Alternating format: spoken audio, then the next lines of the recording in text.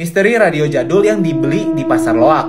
Kisah ini datang dari seorang wanita yang menceritakan pada suatu pagi ayahnya ini membawa pulang sebuah salon atau radio jadul dari pasar loak. Ayahnya ini membeli radio tersebut di sebuah pasar yaitu pasar Wage karena memang pasar ini buka hanya pada hari-hari Wage doang. Namun pada bulan Sura pasar ini akan full tutup walaupun ada hari Wage. Nah, kembali ke cerita awal, karena di rumah tersebut sudah memiliki radio yang digunakan sehari-hari, akhirnya radio yang sudah jadul ini ditaruh di ruang tamu. Nah, singkat ceritanya, pada suatu malam, tepatnya pada pukul 2 malam, dia itu mendengar ada suara gendingan dari ruang tamu. Suaranya ini sangat pelan sekali, tapi ketika didengar, benar-benar ada suara gendingan. Nah, pada malam tersebut, dia itu memberanikan diri untuk mencari sumber suaranya ini. Setelah diikuti, rupanya berasal dari salon jadul yang ditaruh bapaknya ini di ruang tamu. Dan pada saat itu, dia itu tidak berpikir macam-macam, langsung mematikan saja. Dia itu berpikir kalau mungkin ayahnya yang lupa mematikannya. Nah, hari-hari berikutnya giliran kakaknya yang diganggu. Tapi kakaknya ini langsung bertanya kepada seisi rumah, ada yang mendengar suara tadi malam apa enggak? Karena dia itu mendengar ada suara wayang.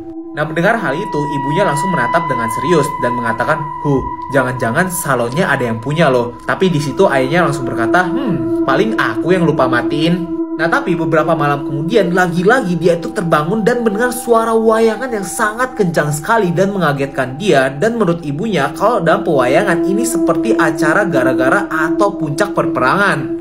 Nah, pada saat itu dia langsung bergegas pergi ke kamar ayah dan ibunya. Tapi yang anehnya, ayah dan ibunya itu tidak mendengarkan suara apapun. Dan pada saat itu akhirnya ayahnya memutuskan untuk mencabut stop kontak dari salon tersebut. Nah, kemudian pada suatu hari, ini yang paling mengerikan guys, dimana ketika kakaknya sedang video call di depan teras rumahnya, tiba-tiba pacar kakaknya ini langsung menyuruh kakaknya untuk masuk ke dalam rumah. Nah, di situ pacar kakaknya menjelaskan dia itu sangat kaget sekali karena melihat ada sosok nenek dengan baju putih sedang berada di depan rumahnya. Bahkan pacar kakaknya ini sempat mengabadikan momen ini dengan cara meng-screenshot layar handphonenya dan memberikannya kepada dia. Dan setelah dilihat, memang betul ada sosok nenek yang sedang berada di depan rumahnya. Nah, beberapa hari kemudian memang teror dari suara salon yang berbunyi sendiri ini sudah mulai mereda, tapi diganti dengan teror lain. Contohnya seperti ada suara orang yang memain-mainkan barang di ruang tamu, kemudian ada suara langkah kaki di dalam rumah, dan ada juga orang yang berteriak kulun naun ketika diadakan sholat tahajud.